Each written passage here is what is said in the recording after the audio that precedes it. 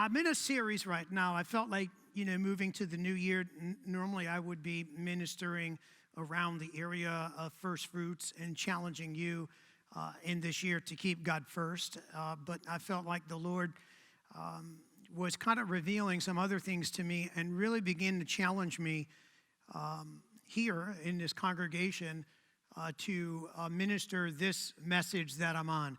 So I would just ask that you would, follow me as I navigate something I think is so important, especially for where we're going over the next few years. Not knowing what the future has in store, I would just, again, ask you that you would just try to be attentive this morning because I'm going to minister around a circle that we don't normally hear in Christianity any longer, but I think it is the cornerstone of our faith. And without it, we really have no faith. A couple verses to lead into this. If you're taking notes, you can write these down. One verse is out of Hebrews chapter 11. Hebrews chapter 11, the Hebrew writer is writing to an audience of Jews, and he deals with the subject of faith. Hebrews 11 becomes the chapter for the heroes of faith, those in the Old Testament who by faith did some amazing things. And the Hebrew writer gives us the definition of faith. There's nothing spiritual about the text. He's just as if in his day he had an online database and he Googled faith and Wikipedia showed up and it gave you the definition of faith. He copied it and pasted it in. Does that make sense? That's all he did. And here's what he said. Faith is the substance of things hoped for, the evidence of things not seen. Then the next verse says, for by it, what? Faith. So the Old Testament prophets harnessed faith, brought it into the relationship with God, and through faith, they began to wrought many miracles, do many things, be sustainable, see God move in their generation. This definition tells us that faith is the result. Faith is the outcome of substance and evidence. That's what the scripture says. It's what the definition says. Faith is the substance of things hoped for. So hope has to have some substance. If you don't have some substance to it, then what are you hoping for? You can't hope to win lotto if you didn't get a ticket. That's insanity. Then your hope really has no substance. It's foolishness because you're hoping for something that has absolutely no substance that supports the level of hope that you have. Does that make sense? If you're hoping for good weather because you have an outside wedding, you have to come to the substance that you're actually getting married. Faith is the substance of things hoped for, the evidence of things not seen. Just because it's not seen doesn't mean that there's not evidence to something you've not yet seen. Are you with me today? And while this message isn't on faith, the reality is that faith is the culmination, it's the capstone, it's the result of you being able to have substance and evidence. And those two things make faith sustainable so that you can stop the mouths of lions, so that you can go into the fiery furnace. These men just didn't deny their emotions. They just didn't walk in some level of insanity. No, they walked on a level of sustainable faith that had a foundation which was evidential, that even though they have not seen it, there was enough evidence that God can do it, and they rested on it, and the substance of their hope declared to them that God can, and if God chooses, he will, and thus they had faith, and they wrought that faith and worked that faith in their generation to do great things. Is this making sense? So there are some things that we have faith in, though we've not seen those things. We were not witnesses of those things, but the evidence declares those things to be true, so thus we have faith in it. I did not see the football game yesterday between the Bills and the Ravens. Just didn't see it. I'm not an eyewitness of it. But I have evidence today that the Bills won. Does this make sense? Now, I could be an agnostic and say, I don't believe that. But my level of being an agnostic would make me nuts because the evidence is proven, because the game is over. Though I did not see it, I am not an eyewitness of it. The evidence proves a truth that the Bills won the game. Does this make sense? Please follow me on this, because this is the cornerstone of Christianity. This is what we rest on. Our faith rests on some undeniable truths and facts, which allows us to be able to weather the storms that are in front of us. I don't know what storms are coming, but I know this, that I need to be able to have faith to get through those storms. I believe that as we gather today, we're at the beginning of what's called faith under fire. And I'll give some credence to that so that you kind of see the platform of that. So where are we on the timetable history? I am asked all the time by individuals, people that go to this church, people that don't go to church, people that just know me throughout the country.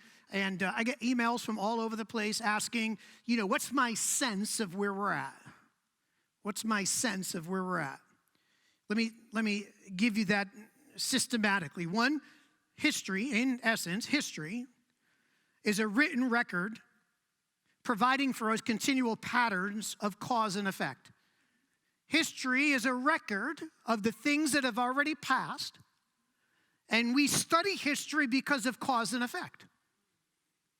Does that make sense? So we would come to understand that certain actions and certain decisions, certain types of leadership, certain types of governance has produced consistent results. It's the wheel of certainty that in 1780, Edmund Burke said this: those who don't know history are destined to repeat it. It's the cycle of consistency. If you don't know history, you're probably going to repeat it. History is just a written record that really reveals to us the continual patterns of cause and effect. Another writer said those who cannot remember the past are condemned to repeat it. History reveals in my generation from my culture and the atmosphere in which I live in and what I'm seeing in my nation, I rely on history who gives me and screams to me and shouts from the mountaintop and has revealed that socialism does not work. Communism does not work. You don't have to trust me. We know that. That's why Russia's not a communist country any longer. The pressure that it was not working, history is telling us that. The suppression of speech does not work. History tells us that. The control of free markets does not work. History also screams that in every nation that looks to change things in a cataclysmic way must silence religion. So the question is, Pastor John, where do you feel we're at? We're at the point now where the shift moves from the culture and historically moves to the place where religion stands in the way of cultural and governmental control of people. That's history. That's history. It is true it has happened in Venezuela. It has happened in Iran. It has happened in Pakistan. It happened in Nebuchadnezzar's day. Control the tone of worship. That's why he put an image together. He wanted everyone to worship at the one religion that he can control. That's why King James did it. It's why we entered into the medieval times of 1,500 years called the Dark Ages, where people went to church and didn't have a Bible in their own language. Because the government knew that if you had access to a Bible, that the Bible would cause you to be radical for the things of God. And that if dictators needed to persist, if control of markets, control of government, control of free speech, the one thing that stood in the way was religion. Because it's the one thing men and women would die for. Their faith. This isn't my opinion. This is history. We've lost our history for some reason. And we're edging towards the repetition of something, of a cycle that has happened, that the records, I don't even know how we read the Bible without seeing this, that we consistently see the control of it. The early century church was afflicted because government wanted to silence the message of the kingdom. Jesus was both a threat to Judaism, the Pharisees and Sadducees, and he was also a threat to the Roman Empire. The Bible gives us a little, well, it gives more than little. It screams and says, for instance, 2 Thessalonians 2:1, Apostle Paul writing, "Now we beseech you, brethren, by the coming of our Lord Jesus Christ and by the gathering together unto him, that you soon not be shaken in mind, nor be troubled, neither by spirit, nor by word, nor by letter from us." Don't let a tweet, don't let a letter, don't let a newspaper title, don't let anything shake you in mind. Let not your spirit be troubled. And he lays this out. As that the day of Christ is at hand. He talks about now this is a destination marker, which we use in theology, that day, latter times, latter day, day of the Lord are all destination markers for the generation that is alive right before the second coming of Jesus. As soon as Jesus rose from the dead, people began to ask him. As soon as he was ascended, and they looked up into the sky, and the angel said, "My gentlemen, why are you looking for Jesus who has ascended? He shall come again." And people began to focus. When shall he come again? So when he rose from the dead, went to seated at the right hand of the Father, the church began to question, when will you come again? Not until the dispensation of grace. God wanted to open wide the opportunity for a generation of people to get saved.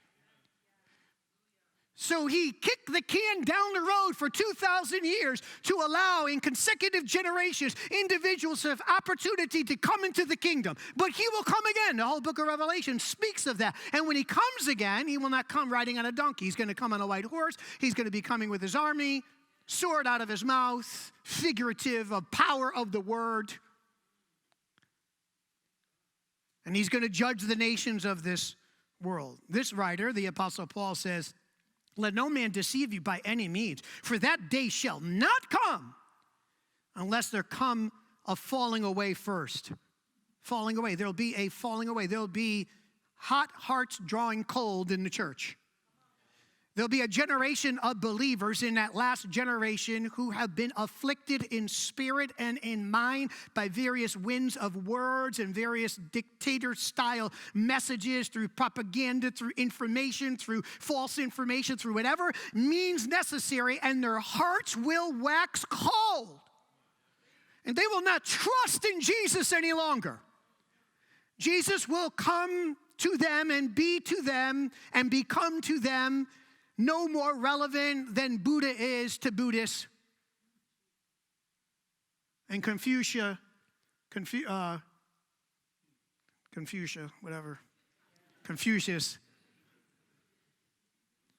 just a religion, just something you do on Sunday.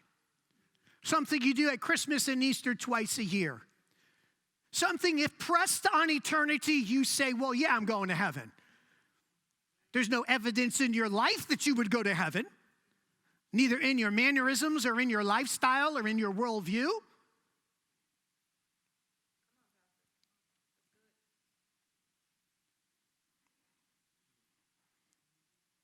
First, the falling away, and that the sin of and that man of sin be revealed, the son of perdition. This talks about the Antichrist coming onto the earth. Not only here, Apostle Paul also deals with it, writing to Timothy in 1 Timothy 4:1. The Spirit speaketh expressively. It's Paul's way of giving emphasis in literary writing. We would say he put it in italics and bolded it and underlined it. Just simply means that you should listen to it. So when the writer wants to do, he does a call out. He says, oh, you're reading a book and he wants you to see something. He does a call out. He takes a statement out. He does it in a call. He puts it in bold, puts it in quotation. He says, listen, I'm moved by the Holy Ghost, but I feel like the fire right now is taking over. So the Spirit is taking over expressively, meaning what I'm expressing to you is so Holy Ghost that my hand is writing and I don't even have to look at the page. And when I get done writing it, I read it and I'm amazed at what's written. That's what the Apostle Paul is saying. The Spirit speaks expressively that in the latter time some shall depart from the faith, giving heed to seductive spirits and doctrines of devils. Seductive spirits, and I don't really have time for this. This is just the preparatory foundation of why I'm in this series. But here, seductive just talks about passions. The things you want. I want. This is the same thing in the garden that the devil did to Eve. And when she looked at the tree of the knowledge of good and evil, she said, it's something that I desire to be wise. I want to touch it. I want to eat it. I got to have it. It's a chocolate cake that I can't resist. Something enticed her passion. And that's what this talks about. Seductive spirits, seducing spirits. There's a move of the enemy that creeps in and just wants to seduce you and pull your love away from the love of Christ to the love of others, to the love of something else. That you once loved Jesus to the point that he turned your life upside down. You made adjustments in your life. You made Jesus a priority in your life, but then other things began to become more heart-pulling in your life. And then it says it ends with a doctrine of the devil, because to sustain that exodus, for the man to sustain the fact that he's no longer in love with his wife and his passion is now for the girl who's behind a counter at Starbucks, a doctrine settles in to sustain that. And all of a sudden he begins to say, well, she is rejecting me. She didn't make dinner last night. She don't treat me like she used to treat me. The bedroom's ice cold. She doesn't respect me. He has a sustaining doctrine to help his passion move from the place of his own bed to the bed of another. Does this make sense? This is good preaching. We just don't walk away from those things. We have sustainable doctrines that the devil comes in and says, well, you ought to take care of yourself, because if you don't take care of yourself, no one else is going to take care of yourself. And all of a sudden the enemy starts creeping in and gives us a sustainable buttology for the theology that we used to have. I know God says this, but you keep using that buttology and see how far you get. Jesus, I know you're supposed to be important, but don't you want me to be happy too? Jesus didn't die for you to be happy. He died for you to be saved. He didn't go to the cross so you can have some level of happiness, because everyone's happiness in this room is not the same. One man's happiness is a tall blonde. Another man's happiness is an apple pie. One man's happiness is a car. The other's a job. He's not dishing out happiness. He's dishing out salvation. And through salvation should produce some saved happiness, that I ain't going to hell. I am happy that I'm not going to burn, that my butt's not on fire. There's other words I can use there, but I'm refraining myself because the kids are in here. Oh, my God. Okay, I got to move fast here. I'm almost done with my introduction, and I'm almost out of time. Pastor Sam, just yell at me if if you start dozing off, just yell.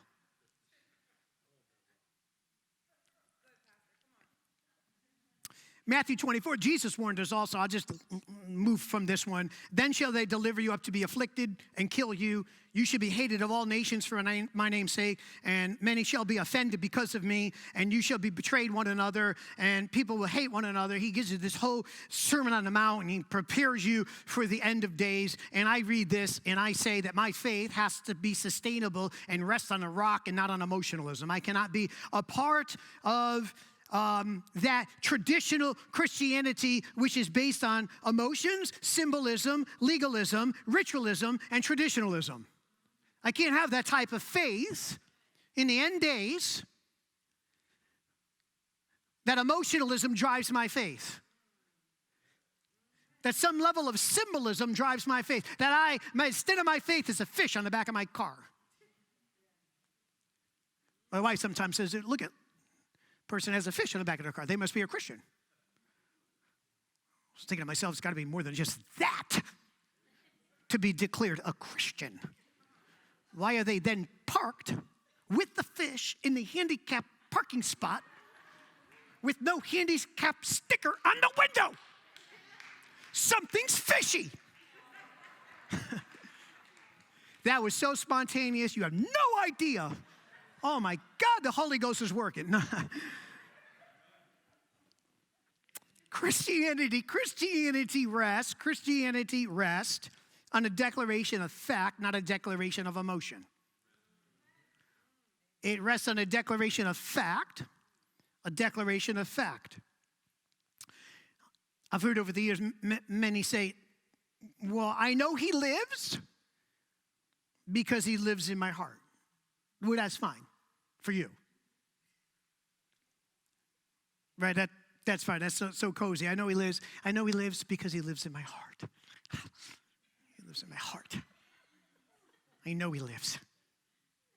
Christianity doesn't rest because he lives in your heart.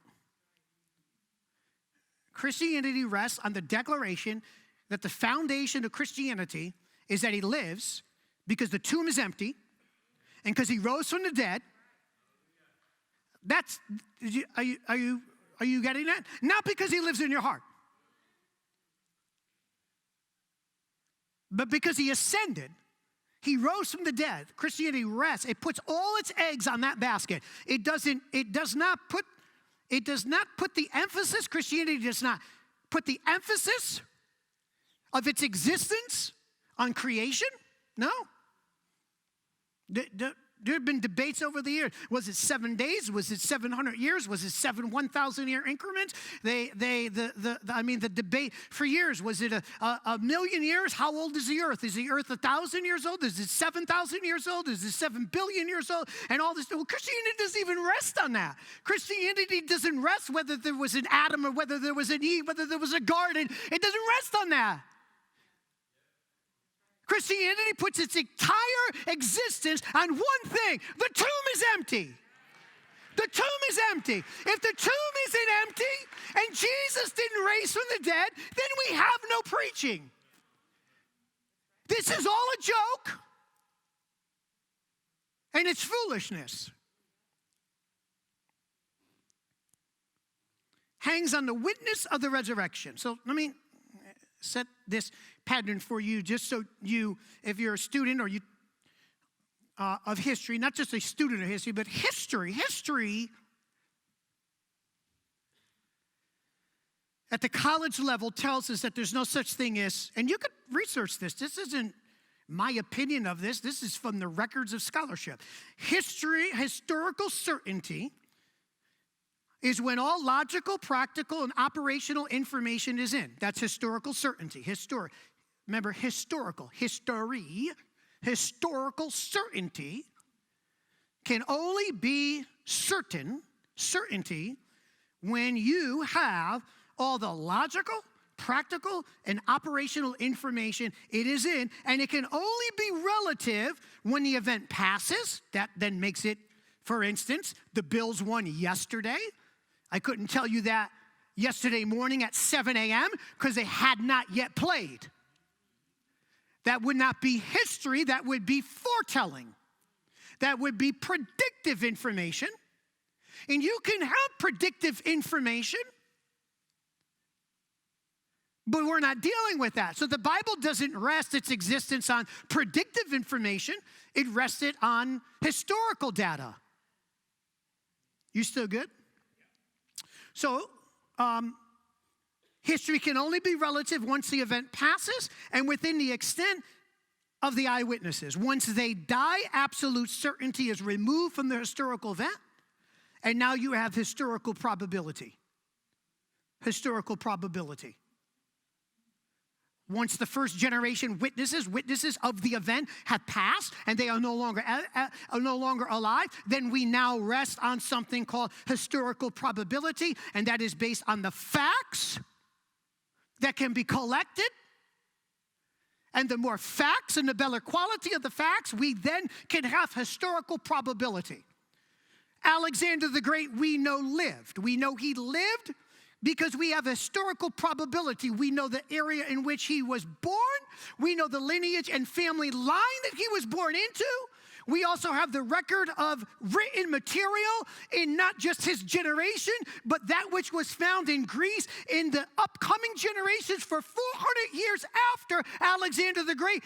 And we have the Bible recording to us that Alexander the Great is mentioned there. So we have historical certainty based on historical probability that Alexander the Great lived, even though I had not yet met him. I never met him. I wasn't alive then. Does that make sense? But I know he was alive. I know with historical certainty based on that probability that absolutely, it would be foolish for me then to say I would become an agnostic, denial of the facts, even though you have all that information, overwhelming information. Not only do you have Alexander the Great, but you have the 4 generals who took over after he died. You have nations in their writing who were conquered by Alexander the Great. Said this guy stinks because he conquered us. Even his enemies give witness that he was real and that his armies conquered him. Now, I could be an agnostic and say, still, no, based on that evidence of those eyewitnesses, the quality of the eyewitnesses, the quality of the proof that you have, which was proven, I now shift to the place of denial of that and I become an agnostic. And I say, well, even though that truth is there, I just simply say, I don't want to believe that. Well, that's a different issue. Is that, are you still good? Okay, so most people who deny the resurrection are what we consider in, and I don't want to bore you with this, but just you can write this down. Do it from an a priori position. And that simply just means this, is they have a belief about a certain thing which stops them from even looking at the facts. So they say the resurrection is a miracle. Miracles can't happen, so thus the resurrection didn't happen. The resurrection's a miracle? Miracles can't happen? Thus the resurrection didn't happen. So they now believe that the resurrection didn't happen. But it's not from an exposure of the evidence. It's not because they looked at the evidence. It's not because they spent a month researching the evidence. It's just because they believe miracles can't happen. Thus, if miracles can't happen and the resurrection's a miracle and miracles can't happen, then the resurrection didn't happen because it has to fit into my view. Whether there's evidence of the resurrection or not, it doesn't really matter. They take a position that it can't happen, and you, if you're a believer, you're nuts and you're crazy because you believe in a Jesus that rose from the dead, but he can't raise from the dead because miracles don't happen. And since the resurrection can't happen because it can't happen because it was a miracle, thus it didn't happen, then you're nuts. No, I'm not nuts. You're nuts for denying the evidence. I never looked at the evidence. Well, then how could you have that position? How could you enter into a court, have no evidence, and expect to make a case for your position? Something happens when you're exposed to the evidence, and most of those people don't want to know. Stop, don't tell me. Why? Because once the evidence happens, now they got to make a psychological decision. Shoot! Something happened. You exposed me to the evidence. So if you're the devil, you got to get the church to preach about something other than the evidence of the resurrection, since the resurrection is the key to preaching, the key to salvation, the key to the entire doctrine of the New Testament and the atonement. So get the church to stop preaching on the resurrection. Once you do that, then there's no foundation for the church to rest on. So now we move into emotional Christianity rather than factual Christianity, based on an event that actually happened by a guy that actually lived, that actually was crucified, actually went to the grave, and actually rose from the dead. So now Christianity is based on emotionalism, traditionalism, symbolism, legalism, rather than factualism. Is this? My Christianity, I want to ensure, rests on fact. Because the fact harnesses my emotions. So when my emotions get crazy and I start bugging out, some of you don't know what that means. Like buggy, bug out, bug eyes, you know what I'm saying? And I'm emotionally a mess. What anchors me and harnesses me in is that Jesus rose from the dead. He's the first fruits of those from the dead. If he rose from the dead, he's at the right hand of the Father, and he has gained the victory, and I do not need to fear because the tomb is empty. It harnesses my emotions so I don't end up in a situation that, oh, I'm going through a rough time today. Why? Because I have some prayers that Jesus didn't answer. Okay, so the existence of your relationship with Jesus is the answered prayer. Because if that's the case, then Jesus is never going to answer every prayer that you offer, because some of them are nuts. Some of the things you want, you should not get.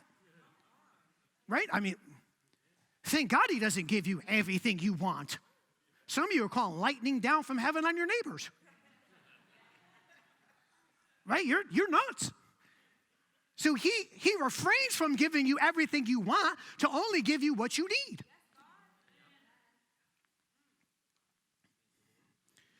Okay. Can I plug along here? So I've tried to confirm no conclusions without exposure of the evidence.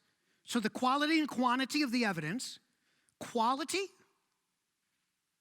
and quantity of the evidence directly sways my conclusion. So let me just focus on my sight for a second, because like a man with myopia, an eyesight issue of seeing, who begins to look for the right, I have a collection of eyeglasses here that I've purchased. I have more too. I only brought these because these are the ones in my briefcase here. So this is a pair that was just prescribed to me, which I'm having trouble seeing with. And this was a set of readers that I use often, but I can't see you because they're only readers. But a person with any level of sight disability begins to look for the right lens. When he finds the right lens, he finds it, he puts it on, and when he puts it on, he then can operate and function. He begins to trust in that lens, and he begins to rely on that lens and what he sees through it. In the same way, a Christian has to come to the place where he begins to try on the different lenses of life to find the lens that actually he can trust in.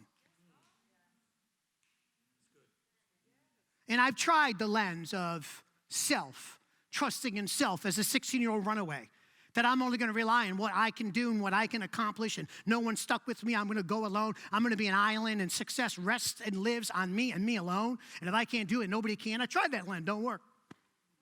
Can't trust that lens. Doesn't have longevity. I can't rest my life on that lens. Got to take it off. Got to find another lens. And though many of us have tried probably in the past some weak version of religion that wasn't sustainable, and whether it was growing up in a Catholic church, growing up, for those young people, you are growing up maybe in a Protestant church or a Pentecostal church, but it's really your parents' church and not your church. And though you're living through their lens, like driving in the back seat, looking through the front glass as the driver is driving, you've yet not put that lens on for yourself. You're still looking at the lens of social acceptance and the lens of Facebook friends and the lens of I want to be popular, and you've tried that lens. When you're done with all those lenses, you better pick a lens that you can trust your future in. And a man that can't see begins to find, in fact, which one is it now? This one. I'll take this one. Too many choices here. Some of these I wore for a week, and then they started giving me a headache. Felt like the Lord was speaking to me that some people, they go for a distance with one lens. But then after a while, it begins to give them a headache because it's not a sustainable lens. Does that make sense? Oh, if I could. It's a woman at the well who comes to Jesus and just simply says, Jesus says, if I want you to draw some water for me. And she says, why? I'm a Samaritan and you're a Jew. And you want me to, most of you Jews don't even receive Samaritans. And he says, if you would have asked, I would have given you water that you'll never thirst again. And he says, go get your husband. And she says to him, I'm not married. He says, yeah, that's right. Because the man you're living with, you were married 4 times. The man you're living with, you're shacking up with, or 5 times. The man you're shacking up with, and he reads her mail and declares that the lens you're using for codependent relationships hasn't sustained you, and you're still thirsty, but I'll give you water and you'll never thirst again. Here's another lens from the Messiah. Put this on and you'll never be thirsty again. Does that make sense? Because the whole relationship thing isn't working out for you. I got to haul. I got to move. I got to keep going. Are you good? So A couple things. Can I move to a board just for this moment here? And we'll just do lived. And then we'll do rose, or let me just do raised instead of that.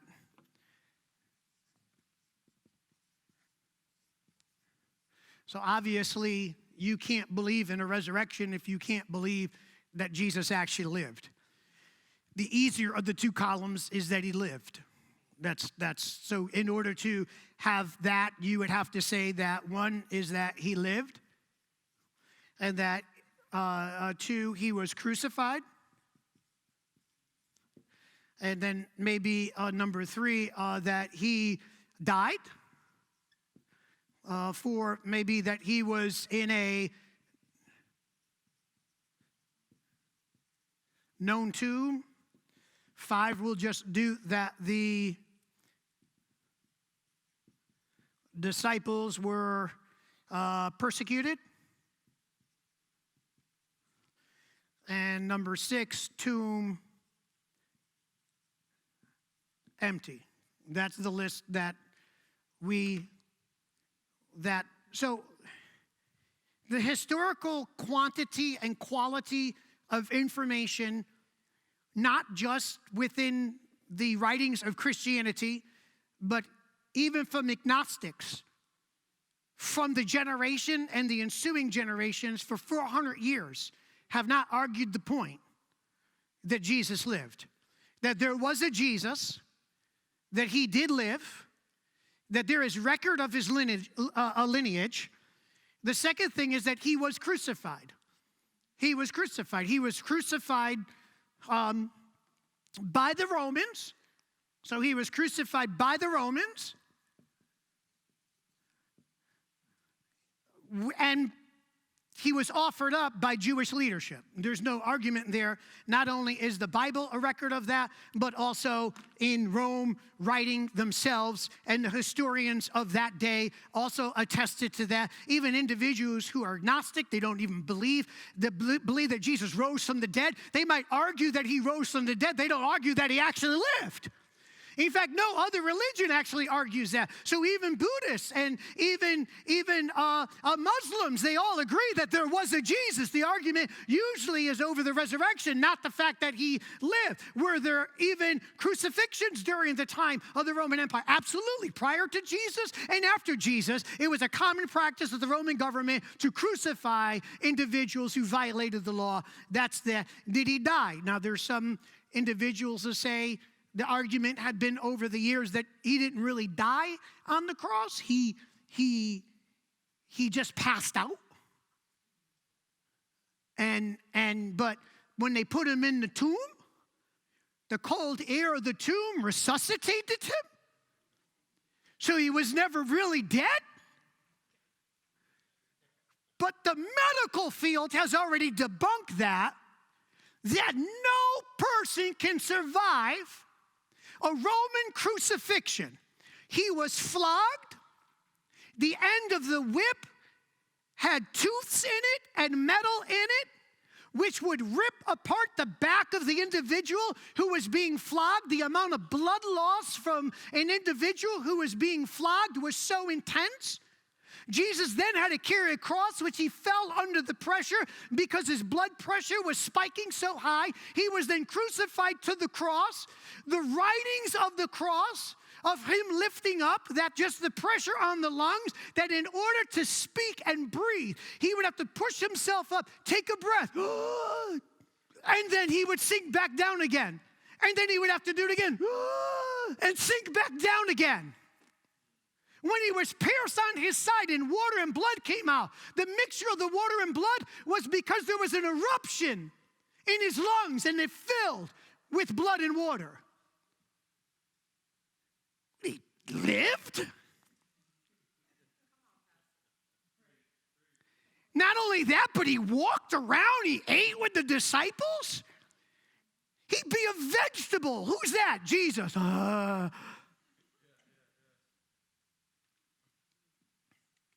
So that argument's foolishness. We know he lived. We know he was crucified. We know he died. He was buried in a known tomb, not the potter's field. Joseph of Arimathea, a rich man, gave his tomb in order for him to be buried. Not only do we know the tomb, so that just meant that he wasn't missing. Where's the tomb? It was a known tomb. Everyone they knew where the tomb was. Couldn't get lost. This is the tomb. He's being buried in the tomb. This is the tomb. We know the tomb because the Roman Empire put a legion and a group of 12 soldiers in front of the tomb. The disciples were persecuted. The tomb was empty. Is that? There's no. And I'll move to the next. How about I move to the next list? Let me just talk about the tomb for a second. I'll just add this. Everyone good? There's like 3 people said yes. Everyone else is like, oh my God. I'm going to have to make some decisions here today about Jesus that I wasn't willing to make. There was an early debate probably a couple hundred years ago. It spawned up in like 900 AD and then disappeared and that was on the burial place. And it was like if we could find a burial place and all of that stuff. Do you know that we know the majority of tombs of our mostly well-beloved biblical characters and also religious individuals throughout history? We know where the tombs are. And so we know where the tomb of David is. We know where the tomb of Abraham. We know these places. People come and they trek to the tomb and they put flowers at the tomb. And so in the first century church, you see no one other than the women in the morning on the resurrection day that he was raised from the dead go to the tomb in order to find the tomb, but the tomb was empty. Thus, no one really cared where the tomb was. So we lost any information of where the tomb was because the tomb doesn't prove anything, just that it was empty. So when you ever drive down the road and you see a cross on the side and you see a bunch of flowers and it means somebody died there. We don't have that with Jesus because he's not there. So you don't have a pilgrimage that takes place to find the tomb of Jesus so we could put a flower there. Why would you look at the tomb? He's at the right hand of the. Who goes to worship at an empty tomb?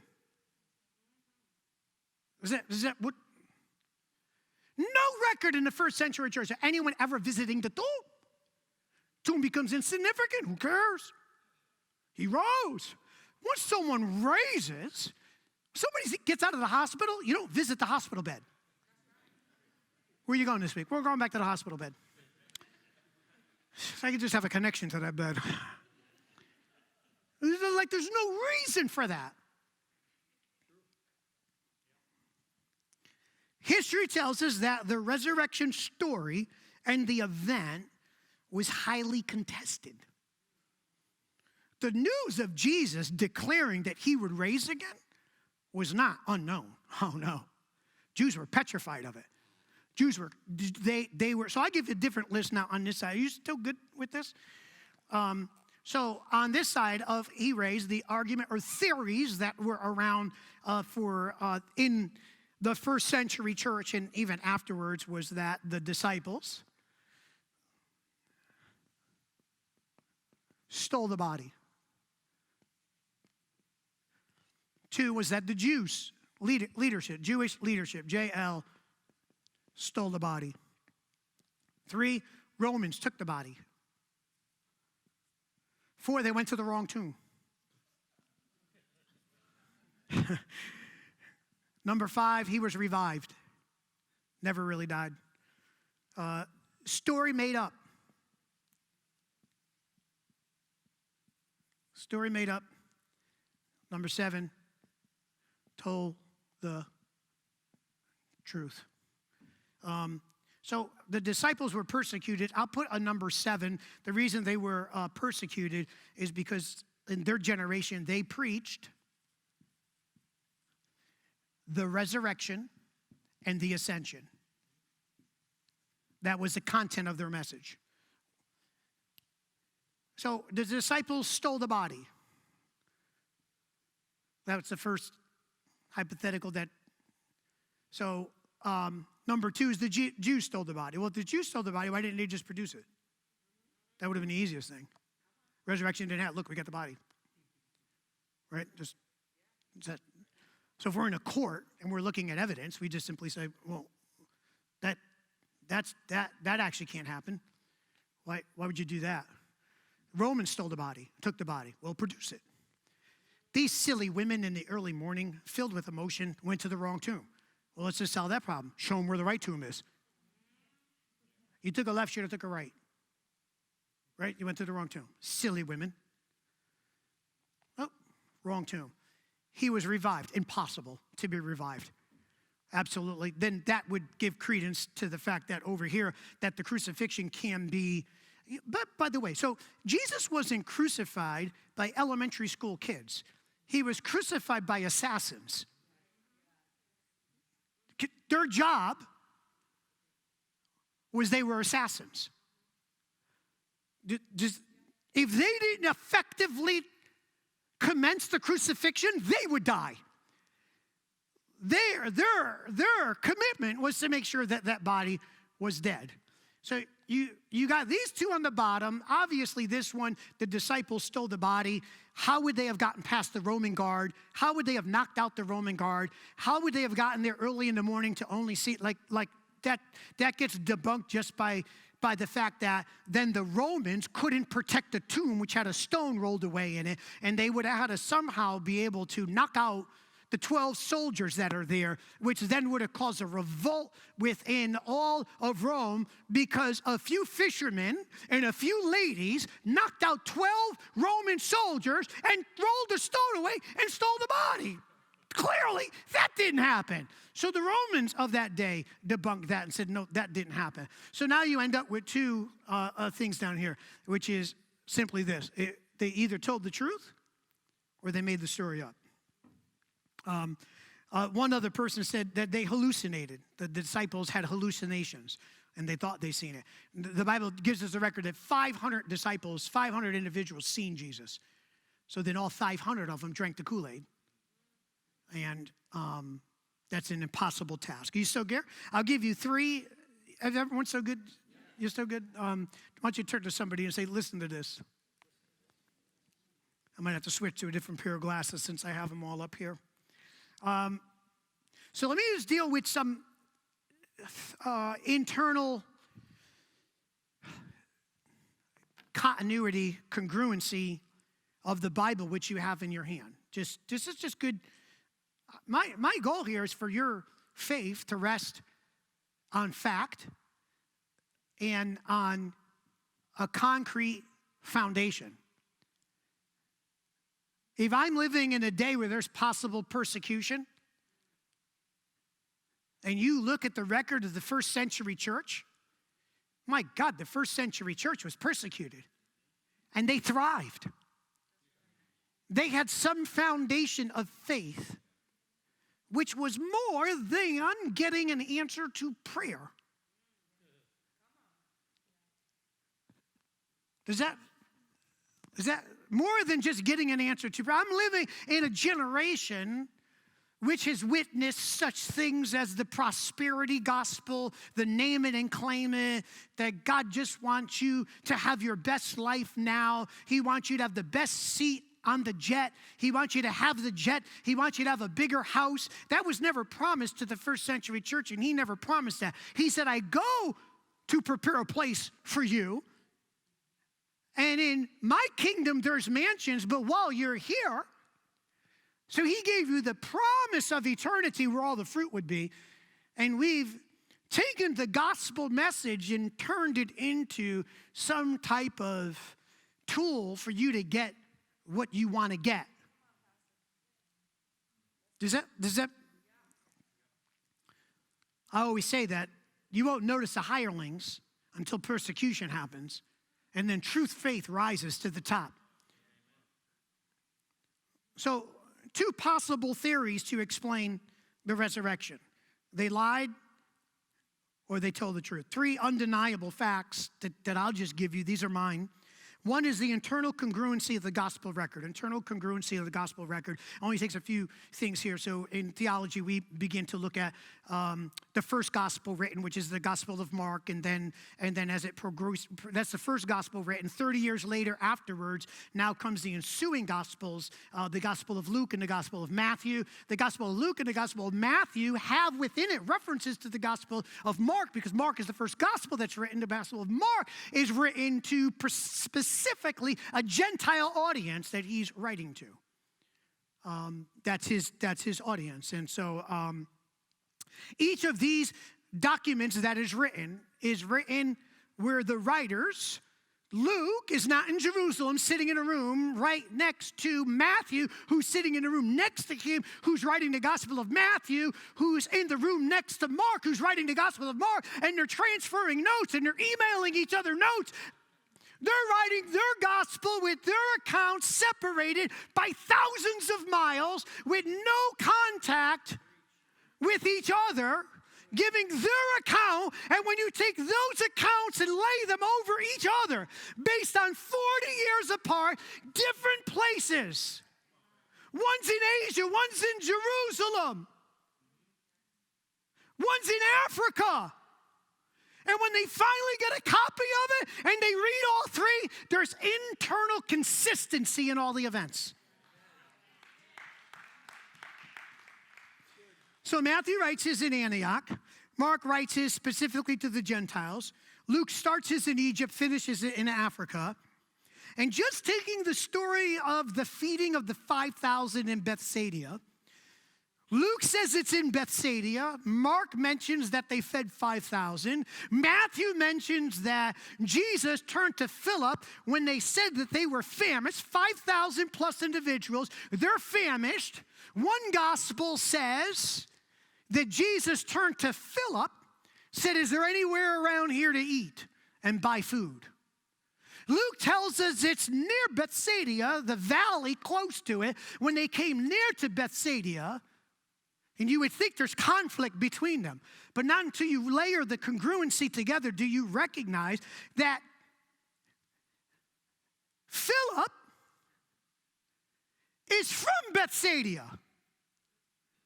So it would have made sense that Jesus would ask him, is there anywhere here to eat? And there's a level of consistency in these Gospels as they are written in every single incident that as these men are penning out their Gospels, there's a consistency. And Mark again, writing to a Gentile audience. So he uses the phrase 5 times in the Gospel that Jesus is Son of Man. Gospel of Mark, Son of Man. A couple things here. So Son of Man to the Gentiles meant that you were the son of a man. So if Pastor Sam was my son, you would reference him as Son of Man. He's a son of a man. Does that make sense? Common reference there. However, in Judaism, Son of Man reference the clear picture that this was Messiah that had been prophesied way back from the Chronicles of Ezekiel, that out would come the Son of Man. You would have thought Mark would have changed the phrase. Rather than make Jesus common like the Son of Man, make him Son of God. That would have been a more eloquent way to do it based on his audience that he's going to write to. Let me just change this and use a phrase that they're comfortable with, which is Son of God. Well, to the Gentiles, Son of God meant something greater. He's the Son of God. But quality and to be the type of writer that wanted truth, he didn't change the truth based upon who was hearing it. Didn't matter to him that you didn't understand the phrase. He is the Son of Man. Is that internal consistency? That they would risk everything, not caring who is listening, in order to declare the truth. There's that part of it. Number two. Cataclysmic change cataclysmic change in the character of each disciple. Let's just deal with the made-up part. Disciples made it up. Okay. They made up the story because they didn't want to lose power and position. So 7 weeks after the resurrection, supposed resurrection of Jesus, the disciples concocted a story that we're going to say he rose from the dead. That in that story, we're also going to say that the Roman soldiers fell asleep, that the stone was rolled away, right? We're gonna. In fact, we're going to choose in our story to say women found him, which would have been dismissed right away because the credibility of the women was not accepted as much as the credibility of a man. But they chose to use the credibility. So if you're concocting a story, you would say, don't use that. Why? Because that's not going to go. Because a lie you want to concoct around something that's believable. You can't make that believable if it was women that found him early in the morning. They were silly women, and you can't rely on the testimony of women. That generation, not our generation, that generation, you wouldn't do this. If you were concocting a lie, one of us in the 11 would have at least said, hold on, I see a hole in that story. Right? Just see a hole in that story. Let's not do that. Let's just concoct this story. And but something happens.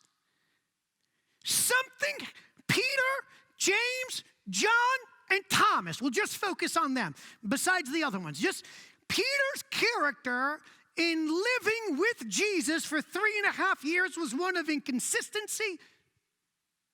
Thomas was one of doubt. James and John were called the two sons of thunder. They wanted to call down fire from heaven when other preachers came. These were rough, tough fishermen, men who were religious. Peter was a cusser. At the resurrection, after he raises from the dead and he sups with them, some shift happens in each one of their lives. They're not the same men. When he raises from the dead, he speaks to the disciples. He says, go to the upper room. Don't do anything till you get filled with power, for the promise of the Holy Ghost is going to come. They get baptized with the Holy Ghost, and they are changed. They are changed. Undeniable change in the character and nature of each of them men. What lie is going to change someone? Oh, this was a lie, and it changed them. I mean, think about that for a second. So you're going to tell me that James, you read the book of James, who wanted to sit in the right hand and the left, remember that they wanted to sit in the right hand? Read James. He says, listen, when people come in and are rich, don't give them the first seat. Let them take the seat of humility. He's beginning to walk in humility. There's a humbleness to James, a gentleness. In fact, you would say the character reflected in the Gospel of James is inconsistent with the character in James as a disciple. Peter never doubts again. Peter, after being challenged by Jesus, sitting with Jesus, the resurrected Christ, has a character change in him that carries him on to be the head of the church in his generation. A fisherman that when he preaches, even though they threaten to throw him in prison, in every threat in the writings of both the gospel and all the supporting Q documents and all the supporting Dead Sea Scrolls all point to that the fervor of their counsels and governments was to get the disciples to stop preaching the resurrection. Don't preach about the resurrection any longer. Why? Because that's killing us. The resurrection is killing us. Preach a dead Jesus, that's fine. Preach that he's a good man, wise teacher. Oh yeah, Jesus, he was a good man. He was a wise teacher, but don't get all rad with his on the third day. He shall rise again. He's the only way, the truth, and the life to get to heaven, that he is the vicarious sacrifice, that in no way will you see the Father unless you go through him, that he is the only way of salvation. No. We just want to say he's a what part of Jesus' message was both wise, separating what he said. Everything he said was radical.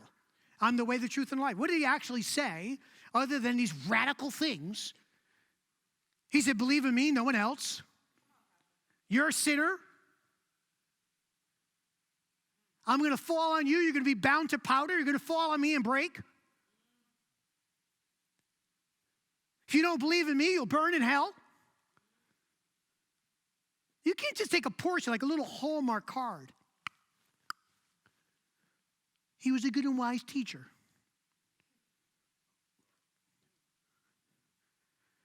Well, he was wise. And you say he declared himself to be God. He said, before Abraham was, I was. That's not wise, that's foolishness. So if he wasn't wise and he was foolish and crazy, then he can't be good. Because you can't be good and a fraud at the same time. So he would have known that he was not before Abraham. So how then could he be good? And how then could he be wise? So then he either has to be Lord or not Lord. And if he is Lord, proof of his lordship is that the tomb is empty. Let me give you this, Thomas. I only got a few minutes. Can I have 5 minutes? I only got one left. 5 minutes? You good? Shake your head, yes? Okay, so John 11:16. Then Thomas, called Didymus, said unto the fellow disciples, let us go with him. So Jesus is getting ready to go on a journey towards Jerusalem. It's dangerous for him. Thomas says, Lord, we're going to go with you, that we may die with you. So there's no courage left here on Thomas. Thomas is not an uncourageous man. He is a man that said, let us go with you. So the text here is saying that this man had courage. He was not weak. He was not a coward. When faced with death, he got to a place in his relationship with Jesus that he was willing to die with Jesus and for Jesus. But he was a realist simultaneously. He was a realist. And so when Jesus tells the disciples that I am going to a place that you don't know how to get there, and I will come again for you, Thomas speaks up and says, where is this place? Why? Because I need to know. I'm a realist. If you're going somewhere, like you were going to Jerusalem, I will go with you to die. You're going to a place. How do I know how to get to that place? I need to know. You're more like Thomas than any other disciple, and so am I. Thank God it's Thomas and not Judas. A lot of us, we say, well, we're more like Peter. Nah, more like Thomas. So here's what Thomas, and we progress here with him. John chapter 20, verse 25. The other disciples therefore said unto him, we have seen the Lord. So 3 disciples run into the gathering of disciples after the resurrection. You know, the women went, they got Peter. Peter ran down there with John and ran down there with James, and they went to the tomb, and then Jesus appeared to them, and he fellowshiped with them, and the disciples run back in to the other 8 disciples and said, we supped with him, we ate with him, he rose from the dead. Thomas, being a realist, simply says this. Don't judge him, please. But he said unto them, except I see in his hands the print of nails, and put my finger into the print of the nails, and thrust my hand into his side, I will not believe. I like that verse, because I'm not there and I need someone to be the type of eyewitness. Does that make sense? I'm historical certainty and historical probability draws my attention to Thomas. That at least somebody in the group wants to make sure that this isn't Jesus' twin that nobody knew about. And Mary had twins, identical twins, and they hid one of them for the resurrection, right? And the new Jesus now has a mole on his ear. Looks different, doesn't have the imprint of nails. Oh, that all got healed. Thomas is just simply saying, if I'm going to put my faith and I'm going to rest my life, I was willing to give my life for Jesus, and I'd be willing to give it again for him, but I need to know he rose from the dead. I need to know he rose from the dead. It's fine, you see him, but I got to see him. Hey, nothing wrong with that. Right? Okay. And after 8 days, Thomas got to hear from these guys. He rose from the dead. 8 days he's got to hear this. And internally he's like, I'm telling you, till I say I'm not in this message. That's what it's saying. I'm not in this. I'm not preaching the resurrection because I'm telling you, I'm not preaching. Peter, you can go preach the resurrection. You can go and make your declaration that he rose from the dead. I'm not preaching the resurrection. I'm telling you, I'm not. 8 days, 8 being the number of new beginnings. 8 days, man. I'm not in with this. I told you, unless I can put my hand and hit my finger in those nail prints, unless my hand goes into his side, I'm not going to believe this. No way. Thank God for this eyewitness. Put him on the stand with a lawyer and cross. Did you not, Thomas, say that you would not believe? That is right. I said I would not believe. Did you not make declaration unless you see? That is what I said. I was not intoxicated with emotion. I was not intoxicated with just faith without fact. If Jesus rose from the dead, being my Lord and Savior, the man that I followed for 3.5 years, I needed to personally see him. Well, Thomas, what happened? Oh, now that you ask, let me tell you what happened. After 8 days, again, his disciples were within, and Thomas was with them. And then came Jesus, doors being shut, and he stood in the midst of it. He walked through the door. What the? Talk about shut the front door. Woo! He walks into the room. Peace be unto you. Then said he to Thomas, Thomas. Again, reading his mail. Come here. Come here. Reach your finger and behold my hands. Reach hither thy hand and thrust it into my side. And be not faithless, but believing. And Thomas said unto him, my Lord, my God. There's debate here that Thomas was communicating, I don't need to do that. And Jesus insisted, no, you come here. Come here.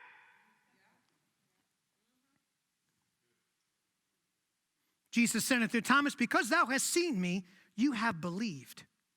Blessed are they who have not seen and yet have believed. Can I stop here for a second? The latter half of this verse is important. So Jesus is saying there's a generation right now and a group of you who are given the opportunity to see. But there will be generations, because I go to sit at the right hand of the Father, who will not be given that opportunity. Please hear me. You have historical certainty. They have historical probability. You have certainty that I rose from the dead because your hands have pierced my side and your finger. But there will be a generation, blessed are they that have not yet seen, yet have believed. Can I for a second just remind you of the first verse of Scripture? Faith is the substance of things hoped for, the evidence of things not seen. There's going to be a generation that has not seen, but you're their evidence. Does that make that their historical probability rests on me making sure, one, I'm not a ghost, so let's eat. I'm not Casper, right? I'm not a ghost. I have a physical body. I mean, Jesus covering all bases here for me and you, that our faith is going to rest on this. I got to get to the last one because just it's a simple thing. Here it is. Ready? So story made up, or they told the truth. Story made up. Last one to cross. Let's just get rid of this one. Story made up with this last part.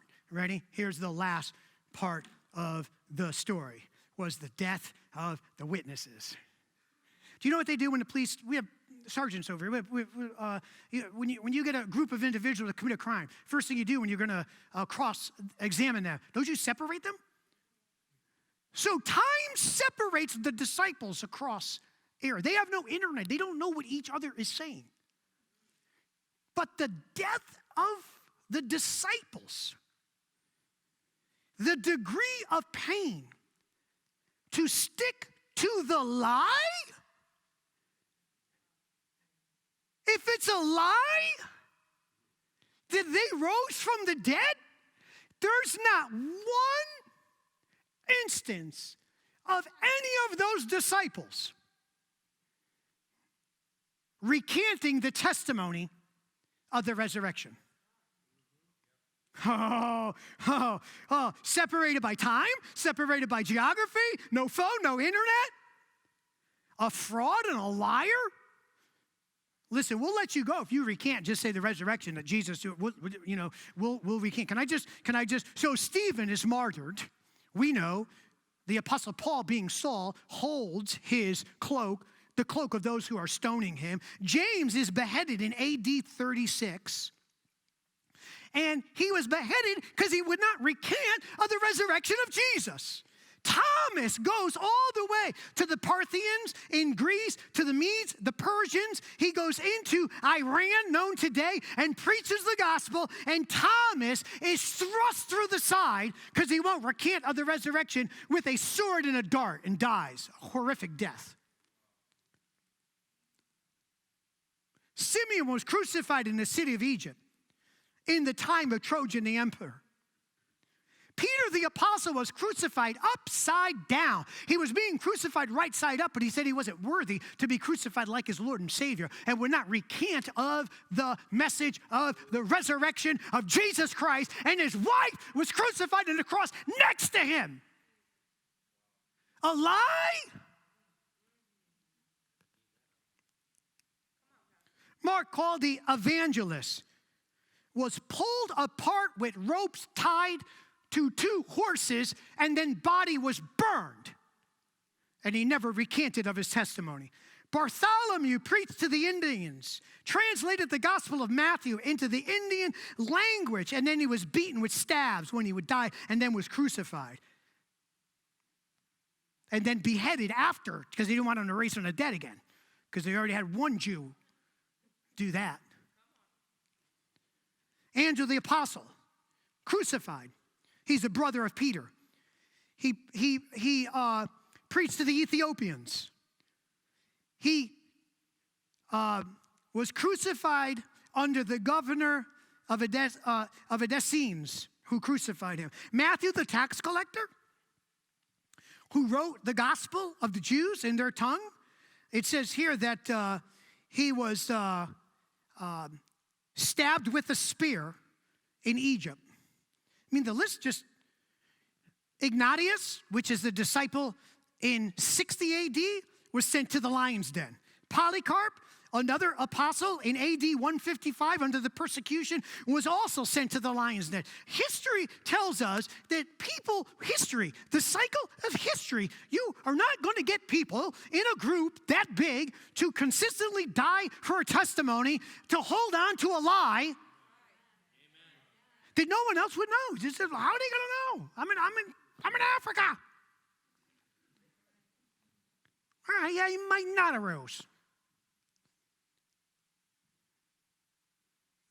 This gives credibility to the resurrection of Jesus, which I challenge you in my close, that if he rose from the dead, he is not good nor wise as much as he is Lord.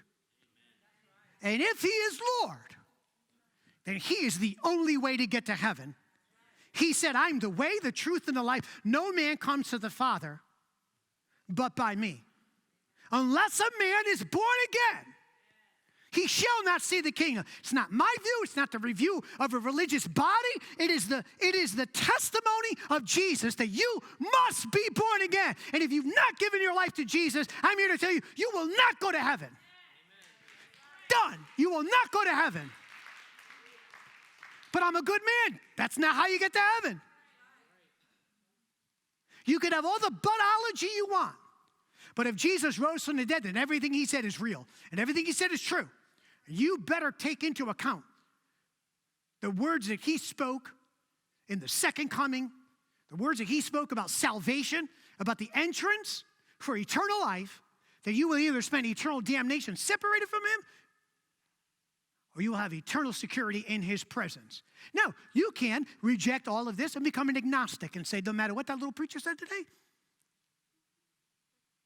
I choose to not believe any of this evidence that we have, probable evidence that that he lived and the evidence that he rose. I just touched, you're taking years of study in 30 minutes.